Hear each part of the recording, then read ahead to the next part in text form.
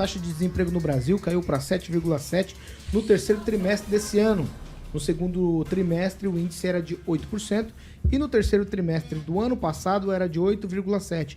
Os dados são da Pesquisa Nacional por Amostra de Domicílios, que é uma amostra contínua que foi divulgada hoje lá no Rio de Janeiro pelo Instituto Brasileiro de Geografia e Estatística, o IBGE, certo? É o menor nível de desemprego desde o último trimestre de 2014, que lá foi 6,6%. A população desempregada ficou em 8,3 milhões no terceiro trimestre deste ano, 3,8% abaixo do trimestre anterior e 12,1% a menos do que no terceiro trimestre de 2022. Já a população ocupada foi de 99,8 milhões, o que representou uma alta de 0,9% em relação ao trimestre anterior e de 0,6% na comparação com o terceiro trimestre do ano passado.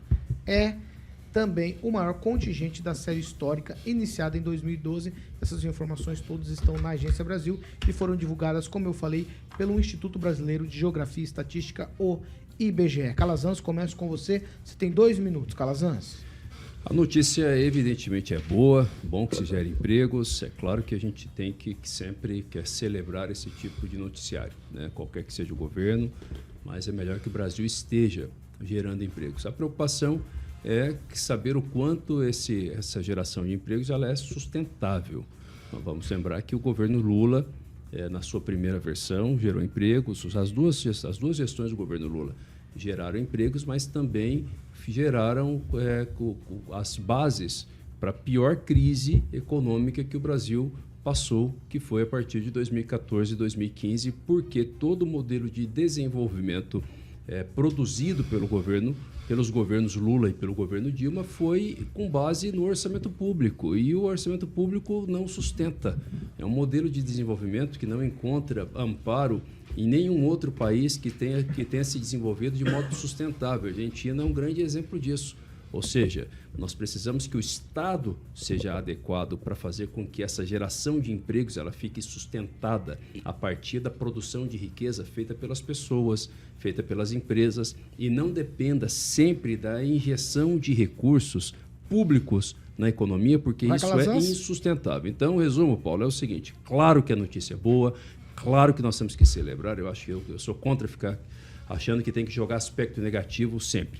Agora, a preocupação é saber se o governo vai, em algum momento, iniciar uma política que permita fazer com que esses empregos se tornem sustentáveis e não caia como caiu anteriormente nas antigas gestões do PT. Francês. Toda pesquisa oriunda de um organismo público merece um olhar meio desacreditado de um jornalista. E no caso específico da pesquisa do IBGE é muito mais, e eu vou explicar por quê. Porque o sujeito que está presidindo o IBGE, e ele assumiu recentemente, o senhor Márcio Pockmann, ou Postman, né? Ele presidia um outro organismo, que, se não me engano, não tenho certeza bem se é o IPEA, mas era ligado à pesquisa.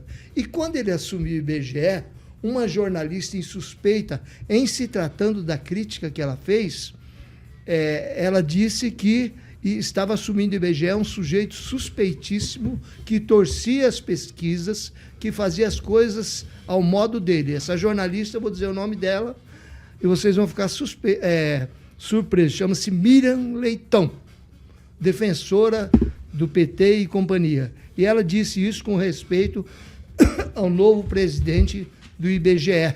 E ele é petista de carteirinha, e ele trabalha, sim, com prospecções, torcendo os resultados. E eu suspeito que, nesse caso específico, talvez ele esteja agregando esse número às possíveis contratações de final de ano para as festas natalinas. Daí para dar um resultado desse que ele apresenta em nível nacional e a gente não vê, nem lá, nem aqui na nossa região, que é uma região de muito progresso, inclusive à frente de contratações e coisas da área.